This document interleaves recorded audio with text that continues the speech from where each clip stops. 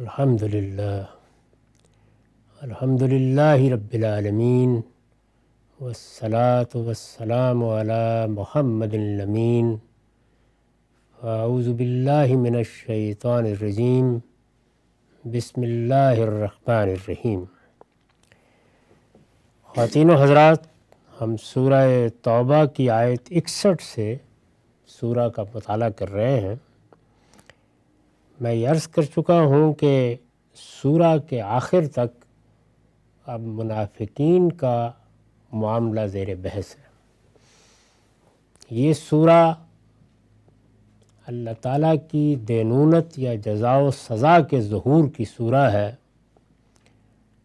اللہ کے آخری پیغمبر کے ذریعے سے جزا و سزا کا جو معاملہ اہل عرب کے لیے ہوا، یہ سورہ اس کی تفصیلات بیان کرتی ہے،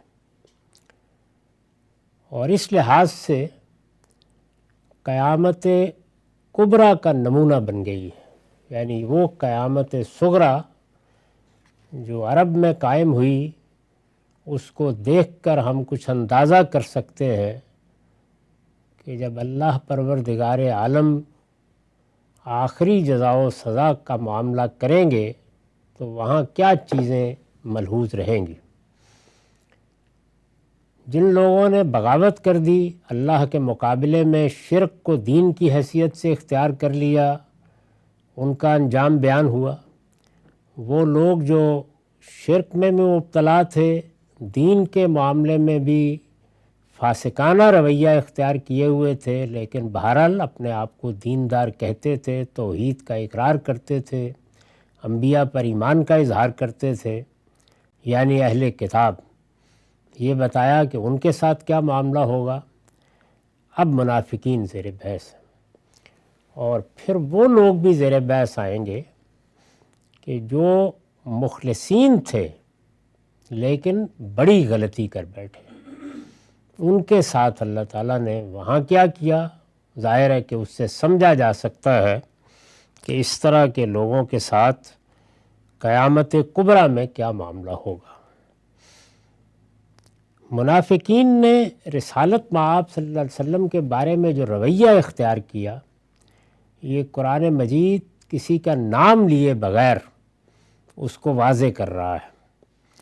اس میں پیچھے بھی بعض مثالیں گزری، اور ایک بڑی مثال یہ تھی کہ ان لوگوں نے اللہ کے آخری پیغمبر کے بارے میں یہ پروپیگنڈا کرنا شروع کر دیا کہ زکوٰۃ کی صورت میں، صدقات کی صورت میں جو اموال خزانے میں جمع ہوتے ہیں وہ انصاف کے ساتھ خرچ نہیں کیے جاتے، اور اس میں خاص طور پر یہ بات بیان کرنا چاہیے کہ ہمیں تو دیکھیے فلاں اور فلاں موقع پر محرومی کر دیا گیا۔ تو قرآن مجید نے اس کا جواب دیا، اور پھر یہ بتایا کہ یہ صدقات و زکوٰۃ اور اس نوعیت کے اموال جو خزانے میں جمع ہو رہے ہیں یا بیت المال میں آتے ہیں، ان پر کسی شخص کا کوئی حق نہیں ہے، اور نہ یہ لوگوں کی کسی حرص کی تسکین کے لیے تقسیم کیے جا سکتے ہیں۔ یہ تو امانت ہے، اور اس کے مصارف طے ہیں، اور پھر بیان کر دیا کہ وہ مصارف کیا کیا ہے، یعنی حکومت رسول اللہ صلی اللہ علیہ وسلم کی قیادت میں جو حکومت قائم ہوئی ہے، وہ لوگوں کے ان اموال کو کہاں کہاں خرچ کر رہی ہے۔ اس پر ہم بڑی تفصیل کے ساتھ گفتگو کر چکے ہیں۔ ہمارے ہاں یہی آیت ہے جو زکوٰۃ کے مصارف کا ماخذ بنی ہے۔ میں نے یہ واضح کرنے کی صحیح کی کہ آیت کا اصل محل یہ نہیں ہے کہ وہ زکوٰۃ کے مصارف بیان کرنے کے لیے آئی ہے۔ اس کا اصل محل یہ ہے کہ وہ یہ بتانے کے لیے آئی ہے کہ زکوٰۃ کے اموال اس وقت کن مقدار میں خرچ ہو رہے ہیں، یہ بتا رہی ہے۔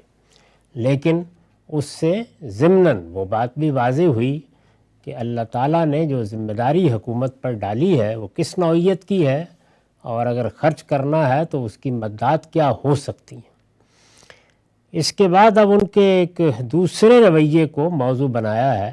ارشاد فرمایا وَمِنْهُمُ الَّذِينَ يُؤْذُونَ النَّبِيَّ وَيَقُولُونَ هُوَ أُذُنٌ، انہی میں وہ لوگ بھی ہیں جو اپنی باتوں سے پیغمبر کو دکھ دیتے ہیں، تکلیف دیتے ہیں، ایذا پہنچاتے ہیں۔ کس طرح؟ اور کہتے ہیں کہ یہ شخص تو سراپا کان ہے۔ اب یہ میں واضح کر چکا ہوں پچھلی نشست میں کہ اصلاً تو ایک ایسا جملہ ہے کہ آپ چاہیں تو اس کو اچھے پہلو سے بول دیں اور چاہیں تو اس میں حجب ملیح کا مضمون پیدا کر دیں، تو وہ یہی کرتے تھے۔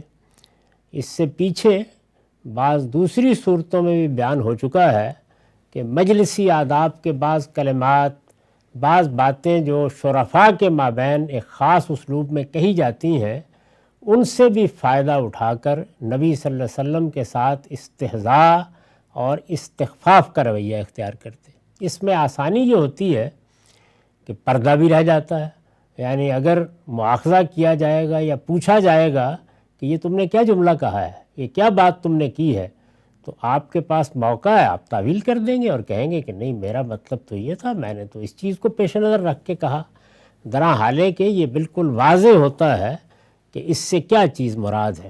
تو قرآن مجید یہ کہتا ہے کہ دیکھیے کہنے کو کیا کہتے ہیں کہ یہ شخص تو سراپا کان ہے، یعنی ایک پہلو سے آپ اس جملے کو دیکھیں تو یہ معلوم ہوگا کہ جو ان کے پاس جائے گا، جو بات ان کے کان میں ڈالے گا، بہت غور سے سنتے ہیں، توجہ سے سنتے ہیں، شفقت سے سن لیتے ہیں۔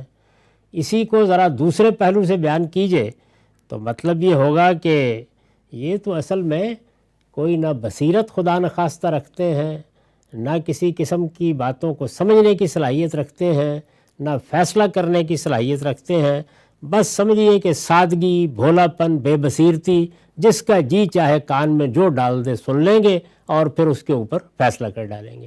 تو وہی بات کہ جو اپنے اندر ایک حسن رکھتی تھی، یا رسالت مآب صلی اللہ علیہ وسلم جیسی شخصیت کے بارے میں تحسین کی بات ہو سکتی تھی، وہی بات جب ایک دوسرے پہلو سے کہی جائے تو وہ استہزاء اور استخفاف بن گئی۔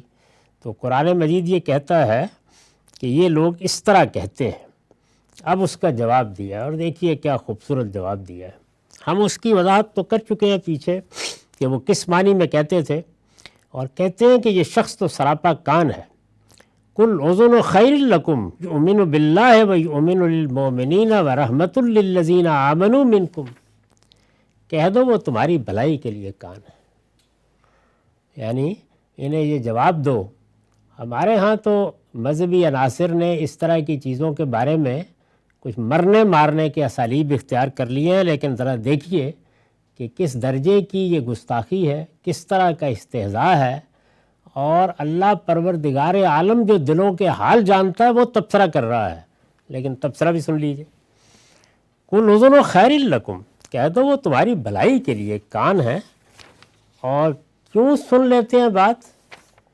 وہ اللہ پر ایمان رکھتا ہے، ایمان والوں پہ اعتماد کرتا ہے، اور ان کے لیے سراپا رحمت ہے جو تم میں سے پوری سچائی کے ساتھ ایمان لائے۔ یعنی یہ رویہ ہے، یہ وہ رویہ ہے کہ جو ایک قیادت میں خوئے دل نوازی پیدا کرتا ہے۔ یہ وہ رویہ ہے کہ جس کی دوسری جگہ بھی داد دی ہے، اور یہ کہا ہے کہ اللہ کا پیغمبر اگر ادنا درجے میں بھی درست خو ہوتا اور سختی کا برتاؤ کرتا تو تمہارے لوگوں میں سے کوئی بھی اس کے پاس نہ رہتا۔ تو شفقت، محبت، کریم النفسی، جس میں ساتھیوں پر اعتماد ہوتا ہے، رفقا پر اعتماد ہوتا ہے، وہ جس کو ایک حدیث پہ بیان کیا گیا ہے نا کہ اچھے حکمران کے لیے، اچھے لیڈر کے لیے، اچھے رہنما کے لیے یہ بڑی ناموزوں بات ہے کہ وہ لوگوں کے عیب تلاش کرتا پھرے، وہ اعتماد ہی کے ساتھ معاملہ کرتا ہے۔ تو قرآن مجید نے اسی کو بیان کیا۔ اس پر میں نے لکھا ہے یہ نہایت بلیغ اسلوب میں منافقین کی بات کا جواب ہے، یعنی بات کا جواب اور بڑی بلاغت کے ساتھ دیا ہے۔ مطلب یہ ہے کہ تم کہتے ہو کہ یہ سراپا گوش ہے، یعنی کان ہی کان ہے، یقیناً سراپا گوش ہے، صحیح کہا تم نے، مگر کس لیے؟ تم اس رحیم و شفیق ہستی کی قدر پہچانتے تو سمجھ لیتے کہ تمہاری بھلائی کے لیے سراپا گوش ہے۔ یعنی کیوں؟ ہر بات کو سن کر محبت کے ساتھ اس کا جواب دینے کا یہ معاملہ تمہاری بھلائی، تمہارے ساتھ شفقت کے لیے ہے۔ تمہاری طرف سے کسی اچھی بات، اچھے کام اور اچھے ارادے کی خبر پہنچے تو اس کو سننے اور ماننے کے لیے ہر وقت تیار ہے۔ یعنی یہ نہیں ہے کہ اعتماد حاصل کرنا ہی مشکل ہو جائے، ادھر ادھر کی ہر بری بات پر اطمینان کر کے کسی قابل اعتماد ساتھی کے اعتمادی کو ٹھیس پہنچا دیں۔ فرمایا کہ وہ تو اچھی بات آئی، اچھا کام آیا، اچھے ارادے کی خبر پہنچی تو اس پر اللہ کا شکر ادا کرتے ہیں۔ تمہاری بری خبروں اور سازشوں کے لیے کی جانے والی سرگوشیوں کو سننے کے لیے کان نہیں لگائے ہوئے ہیں کہ جو کچھ ملے اسے قیمتی سوغات سمجھ کر اپنے دل میں محفوظ کر لیں۔ یعنی برائی پر کان نہیں لگاتے، لیکن بھلائی کے معاملات میں شکوک و شبہات کا اظہار کرنا، ان کے اندر اترنے کی کوشش کرنا، ان کے بارے میں ٹو میں رہنا، یہ ہمارے پیغمبر کا طریقہ نہیں ہے۔ خیر ہے تو بس خیر ہے۔ خیر کے معاملے میں وہی بات جو ایک روایت میں بیان ہوئی ہے کہ مسلمان غر کریم ہوتا ہے، یعنی بھولا بھالا سادہ ہی ہوتا ہے، یہی ہونا بھی چاہیے، لیکن یہ کہ یہ برائی کے لیے نہیں ہے، بھلائی کے لیے، اعتماد کے لوگوں کے لیے۔ تو یہ جواب دیا۔ اس کے بعد پھر یہ فرمایا کہ کن پر ایمان رکھتا ہے، کن کی بات مانتا ہے؟ اللہ کی، ایمان والوں کی۔ یہ ان کے لیے سراپا رحمت ہے جو تم میں سے پوری سچائی کے ساتھ ایمان لائے ہیں، ان کے لیے۔ اگر تم غور کرو تو جو لوگ سچائی کے ساتھ ایمان لائے ہیں وہ اس کے مستحق ہیں کہ ان پر ایسا ہی اعتماد کیا جائے، انہیں یہی اعتماد دیا جائے، ان کی باتوں کو ایسی وقت کی نگاہ سے دیکھا جائے۔ تو فرمایا کہ ان پر یہ اعتماد کرتے ہیں، ان کی بات سنتے ہیں۔ اس پر حاشیہ ہے، یعنی برائی کی کوئی بات پہنچے تو ہر ایرے غیرے سے سن کر اس کو باور نہیں کر لیتا۔ یہ بتایا کن کی بات سنتے ہیں، یعنی برائی کی کوئی بات پہنچے تو ہر ایرے غیرے سے سن کر اس کو باور نہیں کر لیتا، ہاں خدا پر ایمان رکھتا اور سچے اہل ایمان پر ضرور اعتماد کرتا ہے۔ یعنی بات پروردگار کی طرف سے پہنچی ہے، پروردگار سچے اہل ایمان کی طرف سے پہنچی ہے تو پھر اعتماد رکھتا ہے۔ چنانچہ جب ان کی طرف سے کوئی بات پہنچتی ہے تو یقیناً باور کرتا ہے۔ وہ تمہارا بدخواہ نہیں ہے، بلکہ دیکھ سکتے ہو کہ تم میں سے جن لوگوں نے صحیح ایمان کا رویہ اختیار کیا ہے ان کے لیے سراپا رحمت ہے۔ یہ رسول اللہ صلی اللہ علیہ وسلم کی شخصیت کا جو ایک اخلاقی پہلو ہے اور خاص طور پر قیادت کے لحاظ سے اس کو بڑی خوبی سے نمایاں کیا ہے۔ خدا توفیق دے تو اپنی اصلاح کر کے تم بھی اس کی رحمت و شفقت کے سزاوار بن سکتے ہو۔ یعنی یہ جو تم کہتے ہو نا کہ یہ دیکھیے فلاں بات تو فلاں شخص نے جا کے کہی اور فلاں نے کہی، اور اس میں ظاہرہ اشارہ سچے اہل ایمان کی طرف، جلیل القدر صحابہ کی طرف ہوتا تھا، اور یہ فوراً مان لیتے ہیں، اور اس میں بات وہی ہوتی تھی کہ اس کا نتیجہ یہ نکلتا ہے کہ ہمارے معاملے میں تو اعتماد کا رویہ نہیں ہوتا۔ تو اس کے جواب میں یہ فرمایا کہ اگر تم بھی اپنی اصلاح کر کے صحیح طریقہ اختیار کرو تو یہ رحمت، یہ شفقت جو پیغمبر کی طرف سے مل رہی ہے تمہیں بھی مل سکتی ہے۔ یہاں یہ بات ملحوظ رہے کہ آیت میں ایمان کا صلہ بے اور لام دونوں کے ساتھ آیا ہے۔ بے کے ساتھ یہ ایمان لانے اور لام کے ساتھ محض کسی کی بات کو ماننے اور اسے باور کر لینے کے مفہوم میں ہوتا ہے۔ ہم نے ترجمہ اسی کے لحاظ سے کیا ہے، یعنی ایمان رکھتا ہے یہ ایک اور اسلوب ہے، اور بات مان لیتا ہے یہ ایک اور اسلوب ہے۔ ایک ہی فعل استعمال ہوتا ہے لیکن اس کے صلے یا اس کی پرپوزیشن کی تبدیلی سے اس میں یہ فرق واقع ہو جاتا ہے۔ اگر آمنہ بے کہا ہے تو مطلب ہے یقین کرنا، مان لینا، تسلیم کر لینا، ایمان لانا، اور اگر آمنہ لے ہے تو مطلب یہ کہ بات کو قبول کر لینا، یعنی کسی شخص نے کوئی چیز کہی ہے تو اس کو مان لیتے ہیں۔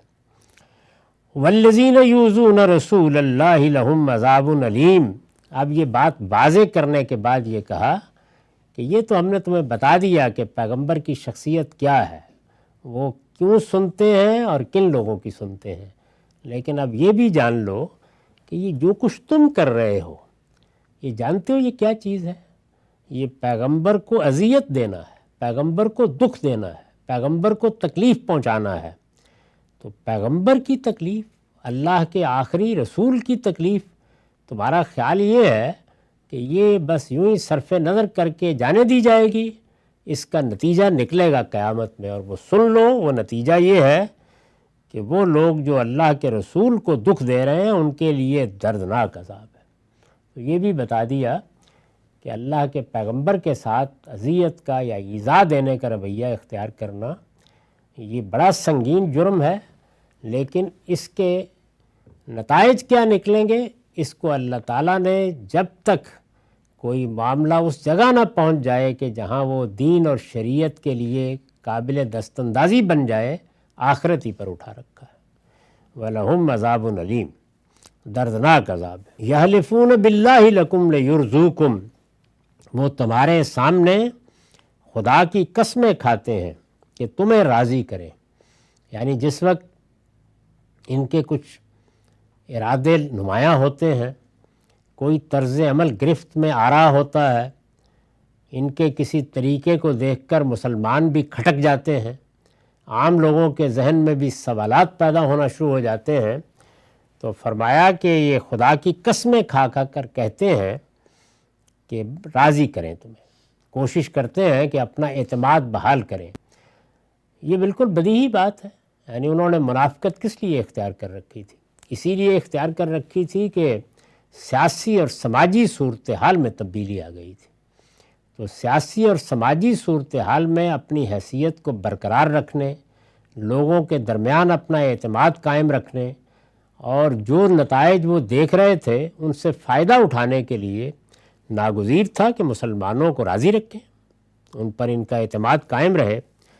تو فرمایا کہ جب کبھی بھی اس طرح کی صورتحال پیدا ہوتی ہے تو تمہارے سامنے آ کر قسمیں کھاتے ہیں، اور مقصد کیا ہوتا ہے کہ مسلمان راضی ہو جائیں۔ اس پر بھی کیا عمدہ تبصرہ کیا ہے، واللہ ورسولہ احق ان یرضوہ ان کانوا مومنین، حالانکہ اگر وہ مومن ہیں، دعویٰ کرتے ہیں نا کہ ہم تو ایمان لائے ہیں، تو اللہ اور اس کا رسول زیادہ حقدار ہیں کہ وہ اس کو راضی کریں۔ یعنی تمہارے پاس کیا آ کے باتیں کرتے ہیں، تمہارے راضی ہونے سے کیا ہو جائے گا؟ تمہارا راضی ہونا اور ناراض ہونا دونوں دنیوی نتائج سے متعلق ہیں، لیکن ایمان تو دنیوی نتائج سے متعلق نہیں ہے، وہ تو اصلاً اللہ کی خوشنودی کی چیز ہے، اور اس کے نتائج بھی در حقیقت وہیں نکلنے ہیں جہاں محشر گرم ہونا ہے۔ تو پھر اگر یہ واقعی یہ کہتے ہیں کہ یہ مومن ہے، یہی کہہ رہے ہیں نا قسمیں کھا کے، تو پھر تو انہیں سارا زور اس پر صرف کرنا تھا کہ اللہ راضی ہو جائے اور رسول اللہ راضی ہو جائے۔ تو یہ کیا بات ہوئی کہ ان کا رخ ادھر نہیں ہے، تمہاری طرف ہے۔ اس میں ایک اور بھی بڑی لطیف چیز ہے، اور وہ یہ کہ بیان تو یہ کیا واللہ ورسولہ احق، لیکن آگے جب یرزو کا فعل آیا ہے تو یرزوہما نہیں کہا، یعنی یہ نہیں کہا کہ وہ ان دونوں کو راضی کریں، بلکہ ضمیر واحد آ گئی ہے۔ اس پر میں نے لکھا ہے اصل میں یرزو کا لفظ آیا ہے، پیچھے اللہ اور رسول دونوں کا ذکر ہے، لیکن اس میں واحد کی ضمیر آ گئی ہے، یعنی یہ نہیں کہا کہ ان دونوں کو بلکہ اسے راضی کریں۔ اگر غور کیجئے تو منافقین کے رویے پر یہ بڑی برمحل گرفت ہے، یہ اس بات کی طرف متوجہ کر رہی ہے کہ اللہ اور اس کے رسول کی رضا ایک ہی ہے، یعنی آگے ایک ضمیر سے، اور اس طرح کے بلیغ اسالیب قرآن مجید میں بہت جگہوں پہ اختیار کیے گئے ہیں کہ جہاں پر محض ایک ضمیر کی تبدیلی سے، محض اسلوب کی تبدیلی سے ایک بڑی حقیقت کی طرف اشارہ کر دیا ہے۔ تو یہاں اس جانب اشارہ کیا ہے کہ اللہ کو راضی کر لو تو رسول راضی، رسول کو راضی کر لو تو اللہ راضی، دونوں ایک ہی ہیں، گفتہ و گفتہ اللہ بعد۔ تو ارشاد فرمایا کہ یہ اگر فی الواقع مومن ہوتے تو ان کا رخ ادھر ہوتا، ادھر نہ ہوتا جس طرف اس وقت جس طرف اب یہ کیے ہوئے ہیں، ادھر رخ کرنے کی وجہ یہی ہے کہ مسلمانوں کے راضی یا ناراض ہونے پر، یا ان کی رضامندی اور ناراضی پر ان کے دنیوی مفادات منحصر ہیں۔ اللہ اور رسول سچا ایمان ہوتا تو سب سے بڑھ کر ان کی توجہ کا ذریعہ بنتے، لیکن ایسا نہیں کیا انہوں نے۔ اس جملے میں اگر غور کیجئے تو منافقین کے رویے پر بڑی مرمحل گرفت ہے۔ استاذ امام لکھتے ہیں بسا اوقات آدمی کا عذر گناہ بدتر از گناہ بن جاتا ہے، یعنی کسی گناہ پر آپ نے توجہ دلائی، اس گناہ کا عذر پیش کرنے کی کوشش کی، نتیجہ کیا نکلا کہ جب عذر پیش کیا تو وہ گناہ اگر پہلے 10 تھا تو اب 100 ہو کے سامنے آ گیا۔ بسا اوقات آدمی کا عذر گناہ بدتر از گناہ بن جاتا ہے، یعنی وہ گناہ سے بھی بدتر بن جاتا ہے۔ منافقین نے اپنی صفائی پیش کرنے کے لیے جو روش اختیار کی وہ ان کو اور زیادہ مجرم ثابت کرنے والی بن گئی۔ وہ راست باز ہوتے، یعنی سچے ہوتے، صحیح بات پر ہوتے تو اللہ اور رسول کو راضی کرنے کی کوشش کرتے۔ آگے وہ لوگ زیر بحث آئیں گے کہ جو سچے تھے، جن کا ایمان قائم تھا، لیکن بڑی غلطی ہوئی ان سے، ان کا رویہ کیا تھا، انہوں نے کیا طریقہ اختیار کیا، وہ کس کو راضی کرنے کے لیے بیتاب ہوئے، انہوں نے وہ زمانہ جس میں ان کا مقاطع کر دیا گیا، بائیکاٹ کر دیا گیا، کس طرح بسر کیا، اس کی تصویر بڑی ہی غیر معمولی ہے۔ تو اسی سورہ میں وہ لوگ بھی زیر بحث آئیں گے، وہ مخلصین۔ منافقین نے اپنی صفائی پیش کرنے کے لیے جو روش اختیار کی وہ ان کو اور زیادہ مجرم ثابت کرنے والی بن گئی۔ وہ راست باز ہوتے تو اللہ اور رسول کو راضی کرنے کی کوشش کرتے، نہ کہ جھوٹی قسموں کے ذریعے سے مسلمانوں کے سامنے اپنے آپ کو معصوم اور پیغمبر کو کان کا کچا ثابت کرنے میں لگ جاتے۔ یعنی اب وہ کر کیا رہے تھے کہ مسلمانوں کو آ کر یہ کہیں کہ یہ جو تم دیکھ رہے ہو نا کہ ان کے ہاں کچھ ناراضی پائی جاتی ہے، یہ محض اس لیے ہے کہ ہر ایک کی بات سن لیتے ہیں، ورنہ ہم تو بہت مخلص ہیں۔ یعنی ادھر پیغمبر کے ساتھ استہزاء کا رویہ، حجو ملی کا اسلوب، اور ادھر مسلمانوں کو راضی کرنا، یہ تو پیغمبر کے خلاف پروپیگنڈے کی نہایت عیارانہ مہم ہوئی۔ یعنی دونوں مقاصد ایک ہی وقت میں حاصل ہو جائیں، مفادات بھی قائم رہیں، لوگوں کو بھی خوش کر لیا جائے، ان کے دل و دماغ کے اندر بھی اگر کوئی شکوک ہے تو کم سے کم دنیوی حد تک رفع کر لیے جائیں، اور پیغمبر کو بھی ہدف بنایا جائے۔ یہ دونوں مقاصد ایک ہی وقت میں حاصل کرنے کی عیارانہ مہم تھی، جس کا قرآن مجید نے یہاں پردہ چاک کر دیا۔ تو ارشاد فرمایا کہ الم یعلموا انہ من یحادد اللہ ورسولہ فان لہ نار جہنم خالدا فیہا ذالک الخزی العظیم۔ کیا وہ نہیں جانتے کہ جو اللہ اور اس کے رسول کی مخالفت کرے گا تو کیا نہیں جانتے کہ اس کے لیے دوزخ کی آگ ہے جس پہ وہ ہمیشہ رہے گا؟ یہ بہت بڑی رسوائی ہے۔ تو اب یہ جس اسلوب میں نے اس کا ترجمہ کیا ہے وہ بھی آیت کے تیور جس طرح کے ہیں اس کو ادا نہیں کر پاتا۔ الم یعلموا انہ من یحادد اللہ ورسولہ فان لہ نار جہنم خالدا فیہا، تو یہاں فان لہ سے پہلے ایک جملہ مقدر ہو گیا ہے جو گویا بات کو دہرانے کا تقاضا کرتا ہے۔ کیا نہیں جانتے؟ تو کیا نہیں جانتے یعنی کیا انہیں معلوم نہیں ہے؟ اس قرآن مجید میں تو ایک ایک سطر یہی بیان کر رہی ہے، یہی بات واضح کی جا رہی ہے کہ سچائی پر کھڑے ہو جاؤ، سچائی پر کھڑے ہو تو غلطیاں بھی معاف ہوں گی، کوتاہیوں سے بھی درگزر ہوگا، توبہ بھی قبول ہوگی، اللہ تعالیٰ سب کچھ صاف بھی کر دے گا، ایک ایک قدم پر بشارتیں ملیں گی۔ لیکن اگر سچائی پر نہیں ہو تو شب و روز اگر تمہاری پیشانی پر سجدے کر کر کے گٹے بھی پڑے ہوئے ہیں، جہنم سے نہیں بچ سکتے۔ تو اصل چیز یہ ہے کہ تم باطل میں کھڑے کہاں ہو، کس جگہ ہو۔ تو ارشاد فرمایا کہ کیا تم سمجھتے ہو کہ نمازیں پڑھنے کے لیے تم آ جاتے ہو مسجد میں، کچھ نہ کچھ چھدا اتارنے کے لیے خرچ بھی کر ڈالتے ہو، تو یہ اللہ تعالیٰ دیکھے گا؟ اللہ تعالیٰ تمہارے باطن میں اللہ اور اللہ کے رسول کے لیے اعتماد، محبت، ایمان، سچائی یہ دیکھے گا۔ تو جو لوگ اللہ اور اللہ کے رسول کی مخالفت پر کھڑے ہیں، دشمنی پر کھڑے ہیں، وہ نہیں جانتے کہ اس وقت تو قیامت برپا ہے یہاں، اس کا نتیجہ کیا نکلنا ہے۔ ان کے لیے دوزخ کی آگ ہے جس میں وہ ہمیشہ رہیں گے۔ اور فرمایا ذالک الخزی العظیم، یہاں اس کو چھوٹی بات سمجھتے ہو، جب وہ ابدی سزا سامنے آئے گی تو یہ بہت بڑی رسوائی ہے، اس کا تم اندازہ نہیں کر سکتے۔ اس میں عربیت کے طالب علموں کے لیے بھی ایک حاشیہ ہے کہ آیت میں فانا کا عطف انہو پر ہے، اور یحادد کا لفظ اس مخالفت کو بیان کرتا ہے جس میں کوئی شخص کسی کے مقابل میں دشمن بن کر کھڑا ہو جائے۔ یعنی یہ بتایا ہے کہ یہاں ایک خاص طرح کا جملہ مقدر ہے جس کو سمجھنا چاہیے، اس لیے کہ آیت کی بلاغت اس کے بغیر واضح نہیں ہوتی۔ اس کے بعد جو فرمایا تھا کہ یہ بہت بڑی رسوائی ہے، اس پر میں نے لکھا ہے، یعنی اس وقت جس رسوائی سے اپنے آپ کو بچانے کے لیے یہ سارے جتن کر رہے ہیں، یہ اصل میں بڑے تقابل کے اسلوب میں جملہ آیا ہے۔ یہ کیا چیز پیش نظر رکھ کر مسلمانوں کو راضی کرتے تھے؟ ظاہر ہے کہ دنیا کی رسوائی سے بچنے کے لیے، کہ دنیا کی رسوائی کا معاملہ تو اتنی اہمیت اختیار کر گیا کہ ہمارا نفاق کہیں کھل نہ جائے اور ہمارے بارے میں کوئی شبہ نہ پیدا ہو جائے اور ہماری حیثیت عرفی پر کوئی حرف نہ آئے، تو دنیا میں تو اس چیز کے لیے بڑے حساس ہو۔ یعنی اس وقت جس رسوائی سے اپنے آپ کو بچانے کے لیے یہ سارے جتن کر رہے ہیں، اس سے بڑی رسوائی تو آگے انتظار کر رہی ہے، وہ اس سے بڑی رسوائی ہے۔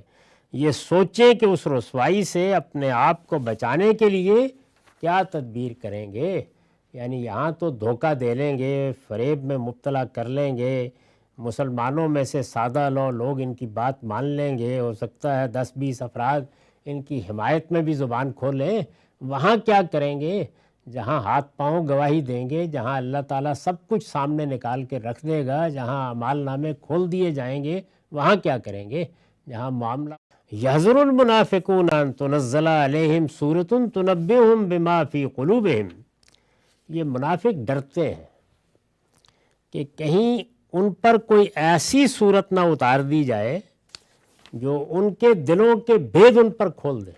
یعنی ابھی تو قرآن مجید کیا کر رہا ہے؟ یعنی ایک بالواسطہ اسلوب میں تبصرہ کر رہا ہے، کسی کا نام نہیں لیا، اور چیزوں کو بھی اس زاویے سے بیان کر رہا ہے جہاں استدلال سے بات واضح کی جا رہی ہے، یعنی ظاہر کے رویوں پر تبصرہ کر کے باطن کی طرف رہنمائی کا اسلوب ہے۔ تو فرمایا کہ یہ اصل میں جس چیز سے ڈرے مارے کانپتے ہیں اور آ کر مختلف قسم کی توجیحات کرتے ہیں اور بچانے کی صحیح کرتے ہیں، اس میں یہ مسئلہ بھی ہے کہ یہ اس بات سے ڈرتے ہیں کہ کہیں ان پر کوئی ایسی صورت نہ اتار دی جائے جو ان کے دلوں کے بھید ان پر کھول دے۔ اس میں بھی اسلوب کی بعض چیزیں ہیں جو عربیت کے طلباء کو پیش نظر رکھنی چاہیے، چنانچہ اس پر میں نے حاشیہ لکھا ہے کہ اصل الفاظ ہیں ان تنزل علیہم سورۃ تنبئہم بما فی قلوبہم، ان میں علی کا صلہ بتا رہا ہے، یعنی تنزل علیہم ہے، الیہم نہیں ہے، ان میں علی کا صلہ بتا رہا ہے کہ تنزل یہاں تقرأ الیہم کے مفہوم میں ہے، یعنی ایک فعل کی تضمین ہو گئی ہے۔ یہ بھی عربی زبان کا اسلوب ہے کہ بعض اوقات صلہ کسی اور فعل کا ہوتا ہے، یعنی پرپوزیشن فعل اور ہوتا ہے، اور اس طرح سے صلہ اس فعل پر دلالت کرتا ہے، فعل اپنا مفہوم دیتا ہے، دونوں سے مل کر ایک فعل اور ایک صلے کو استعمال کر کے دو افعال اور دو صلوں کا مفہوم ادا کر دیا جاتا ہے۔ تو یہ طریقہ قرآن مجید میں کئی جگہ اختیار کیا گیا ہے اور قرآن مجید کی زبان میں یا اس زمانے کی عربی میں بہت عام تھا۔ یعنی انہیں پڑھ کر سنا دی جائے، صرف اتنا ہی نہیں کہا کہ نازل کی جائے، نازل کر کے ان کے سامنے وہ سورہ پڑھ دی جائے۔ پیچھے فرمایا ہے کہ منافقین خدا کی قسمیں کھا کر مسلمانوں کو اپنی معصومیت کا قائل کرنے کی کوشش کر رہے ہیں، دائیں سے بائیں سے آ کر یہ بات باور کرانے کی صحیح کرتے ہیں کہ ہم تو بالکل ٹھیک ہیں اور ہمارا رویہ بھی ٹھیک ہے۔ یہ اس کا پس منظر واضح کر دیا ہے کہ دنیا میں بھی بچانا مقصود ہے کہ لوگوں کا اعتماد حاصل رہے، اور یہ خیال کر رہے ہیں کہ اگر اس طرح ہم نے قسمیں کھا کر اطمینان دلا دیا تو کوئی سورہ بھی نہیں اترے گی، بچے رہیں گے۔ یہ اس کا پس منظر واضح کر دیا ہے کہ یہ سب اس اندیشے سے ہو رہا ہے کہ اس سورہ میں، یعنی اس سورہ توبہ میں، ان کو لب و لہجہ بدلا ہوا نظر آ رہا ہے۔ یہ اس سے پہلے کی صورتوں میں طریقہ نہیں رہا۔ یہ چونکہ اب خاتمے کی سورہ ہے، اس میں تو ہر چیز جو ہے اس کو بالکل سامنے رکھ دیا ہے اور آخری دینونت ہے جو ظاہر ہو رہی ہے، تو اللہ تعالیٰ کا لب و لہجہ بھی بدلا ہوا نظر آ رہا ہے۔ چنانچہ گھبرائے ہوئے ہیں کہ کہیں سارے راز بے نقاب نہ ہو جائے، یعنی اب یہ بات ابھی تو اتنی ہو رہی ہے، آگے جا کے معلوم نہیں کہ کیا اور صورت سامنے آ جائے گی۔ تو یہ فرمایا کہ یہ خوف ہے، یہ اندیشہ ہے کہ جس کی وجہ سے یہ بار بار آتے، بار بار قسمیں کھاتے، قل استہزئوا ان اللہ مخرج ما تحذرون، ان سے کہو کچھ دیر اور مذاق اڑا لو، اللہ اس چیز کو کھول کر رہے گا جس سے تم ڈرتے ہو۔ یہ تو اب ہونا ہی ہے، یہ حقائق تو اب واضح ہونے ہی ہیں، لیکن ابھی مہلت ہے۔ اس لیے اچھی بات ہے، اپنے آپ کو احمق بنا سکتے ہو، کتنی دیر بنا سکتے ہو، بنا لو۔ اللہ نے فیصلہ کر لیا اور یہ بھی کھلے گا سب کچھ۔ ہمارا وقت ختم ہو گیا، ابھی یہ مضمون جاری ہے۔ اقول قولی ھذا واستغفر اللہ لی ولکم ولسائر